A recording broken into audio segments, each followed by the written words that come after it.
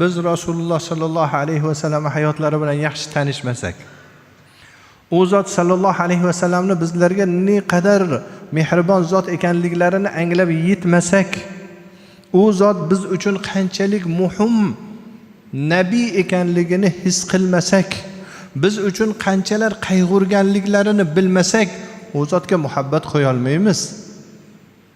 Bu muhabbat aqliy muhabbat. Ya'ni o'ylab, ko'rib, u zotning kimligini bilib, keyin yaxshi ko'rilish kerak bo'lgan zot.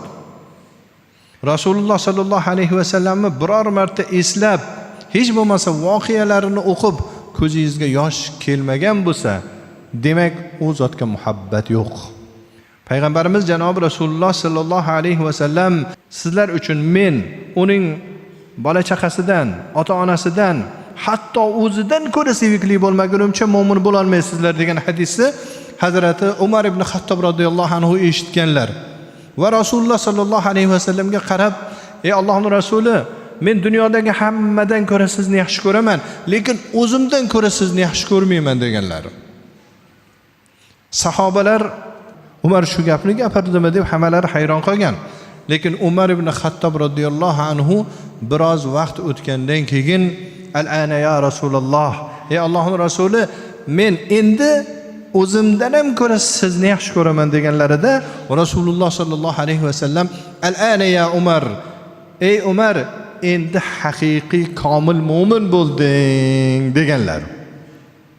Nima uchun bilasizmi? Rasululloh sallallohu alayhi vasallamga ana shu so'zni aytadigan paytlarida, ya'ni birinchi so'zni aytadigan paytlarida, men o'zimdan ko'ra sizni yaxshi ko'rmayman, boshqa hammadan ko'ra sizni yaxshi ko'raman degan paytlarida Umar ibn Xattob radhiyallohu anhuning qalblarida o'zlarini muhabbati Rasululloh sallallohu alayhi vasallamning muhabbatlaridan ko'ra yuqoriroq bo'lgan. Undan keyin o'ylaganlar, go'yoki o'zlariga xitob qilgan, ey Umar, sen nima deb qo'yding degan. Agar Rasulullohni ko'rmaganingda kim bo'larding? Botqoqqa, zalolatga, shirkka botmasmiding? Rasulullohni ko'rganingdan keyin kim bo'lding? Iymon keltirib mo'min bo'lmadingmi? deb, Rasululloh sallallohu alayhi vasallamni men o'zimdan ham ko'ra ko'proq yaxshi ko'rishim kerak deb qalblarida o'zlariga bo'lgan muhabbatdan ko'ra Rasululloh sallallohu alayhi vasallamga bo'lgan muhabbat yuqori darajaga ko'tarilgandan keyin al-ana ya Rasululloh, ana endi o'zimdan ham ko'ra sizni yaxshi ko'raman deganlar va u kishini bu maqomlarini Rasululloh sallallohu alayhi vasallam yuksak baholaganlar.